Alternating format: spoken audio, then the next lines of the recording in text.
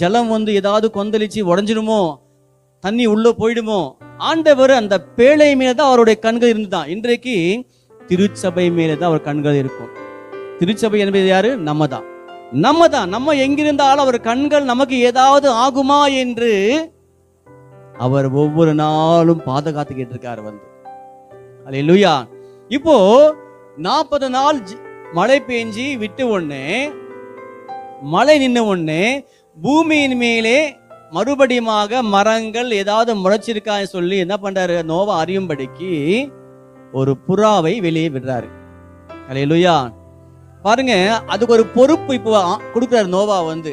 அன்னைக்கு உள்ள எல்லாமே இருந்தது, சிட்டுக்குருவி இருந்தது, கிளி இருக்கு உள்ள, காக்கா எல்லாம் தான் இருந்துச்சு உள்ள.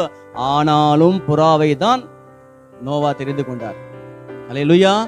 நம்ம வீட்டுல கூட எத்தனையோ பேர் இருப்பாங்க,